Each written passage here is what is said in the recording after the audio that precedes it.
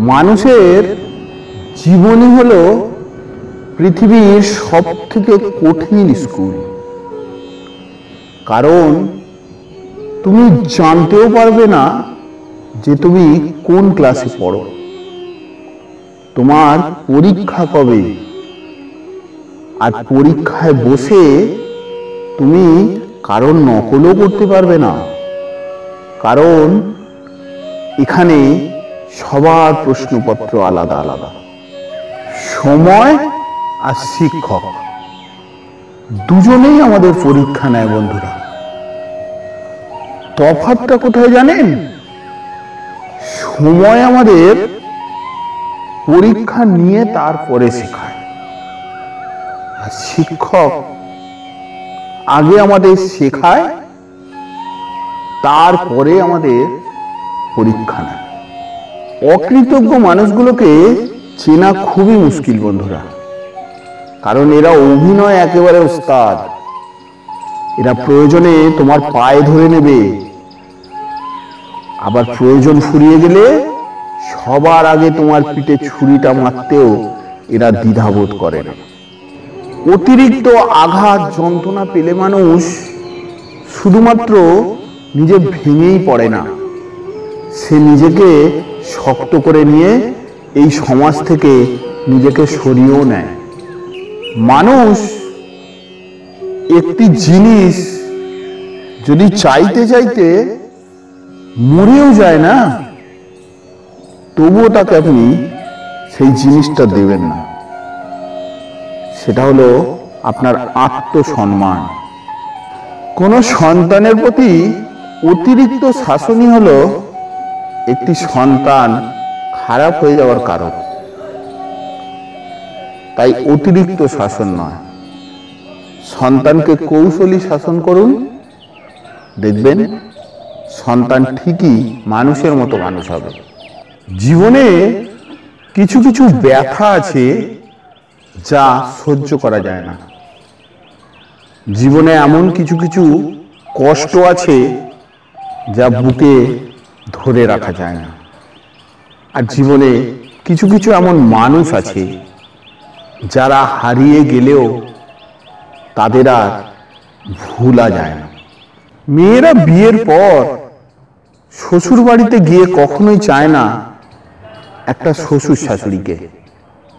তারা চায় যে তার বাবার মতো একটা বাবা পাবো আর মায়ের মতো একটা মা পাবো। এটাই বোধহয় প্রত্যেকটি বিবাহিত মেয়ের চাহিদা। নিজের সন্তানদের কখনো ধনী হওয়ার শিক্ষা দিতে যাবেন না, বরং তাদের সুখী হওয়ার শিক্ষা দিন।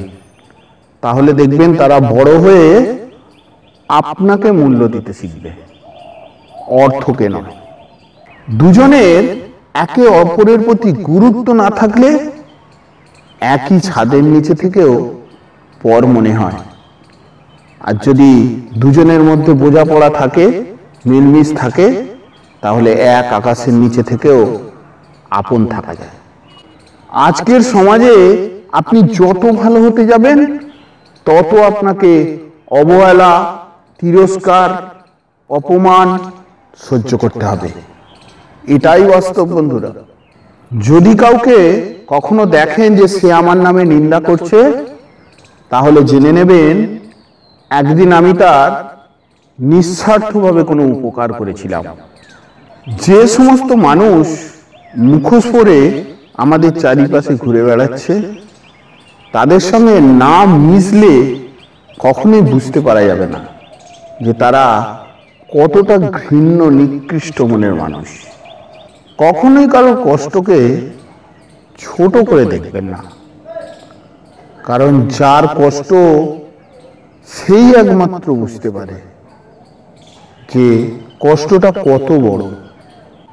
এই পৃথিবী তোমার শূন্য স্থান পূরণ করে দিতে পারলেও তোমার শূন্যতা কখনোই পূরণ করতে পারবে না। জীবন আমাদের অনেক ভালো ভালো বন্ধু দেয়, কিন্তু একজন ভালো বন্ধু আমাদের একটা ভালো জীবন উপহার দেয়। আত্মীয় স্বজন, বাড়ির লোক, পরিবার পরিজন, বন্ধু বান্ধব, ভালোবাসা তো সবাই দেখায়, কিন্তু সঠিক সময় এলেই বোঝা যায় যে কে কত ভালোবাসে। সংসার বড় অদ্ভুত বন্ধুরা, এখানে সবাই শুধু জমিয়ে রাখতেই ব্যস্ত, খালি হাতে যাবার জন্য। জীবন থেকে কখনো পালিয়ে বাঁচা যায় না বন্ধুরা। পারো তো এর সমাধান করো, আর না হলে ওপরওয়ালার ওপর ছেড়ে দাও।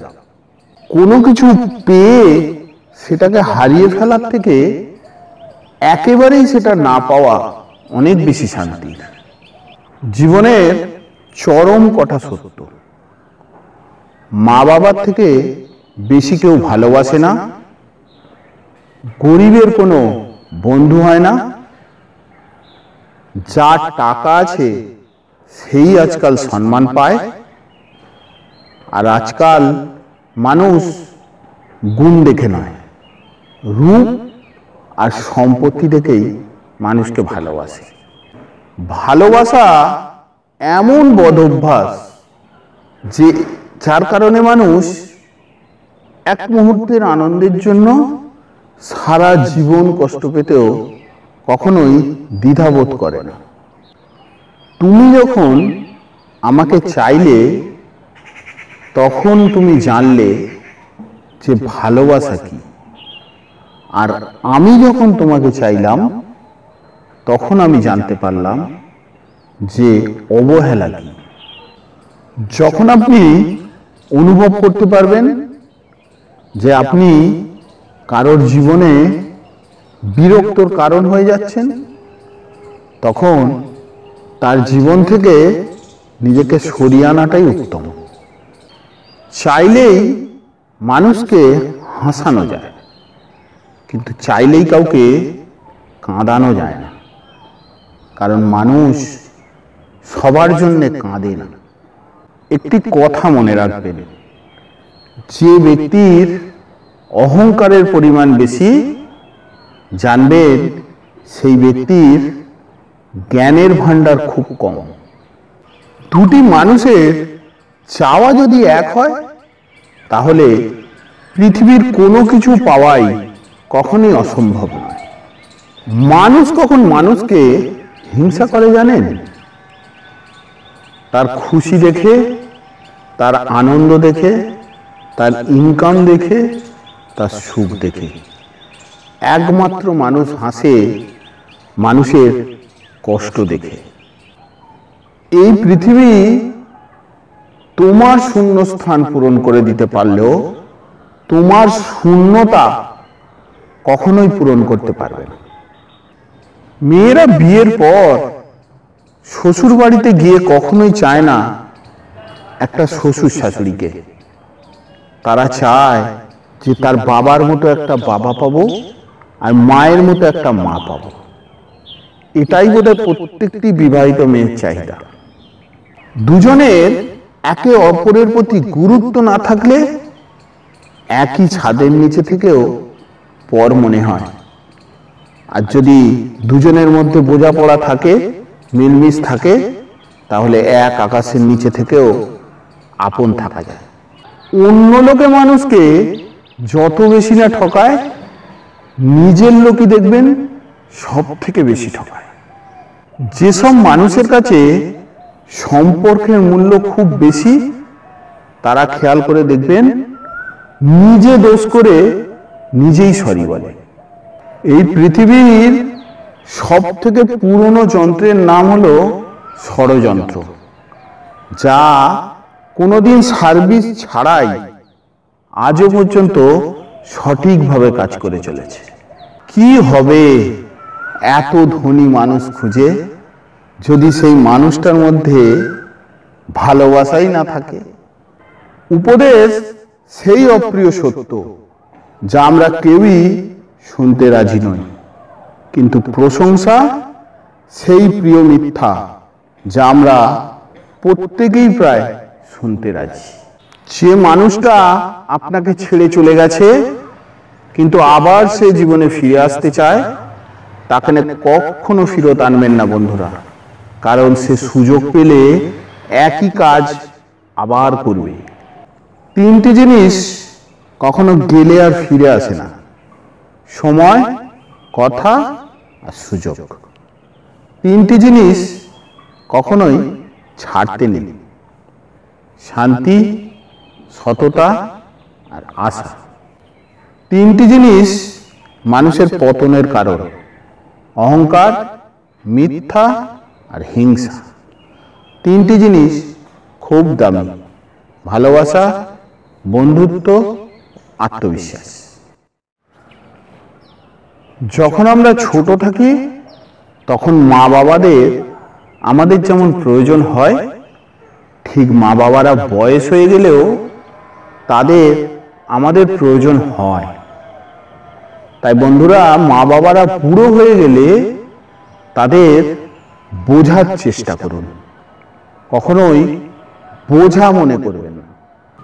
বিমানে আপনি আরামসে ভ্রমণ করেন, যদিও আপনি পাইলটকে চেনেন না।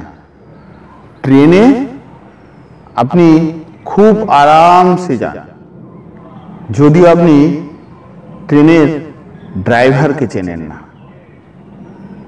আর বাসেও আপনি আরামে ঘুমোতে ঘুমোতে যান, যদিও আপনি বাসের ড্রাইভারকে চেনেন না।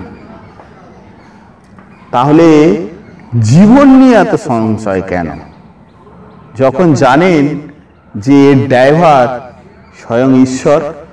তিনটি জিনিস যদি লক্ষ্য করেন যে আপনার জীবনে ঘটছে, তাহলে বুঝবেন আপনার সময় খারাপ। এক, যখন মানুষ শুধু শুধু আপনার পেছনে লাগবে। দুই, যখন আপনার টাকার অভাব হবে। আর তিন, যখন দেখবেন আপনার বাড়ির লোকই আপনার শত্রুতা করছে।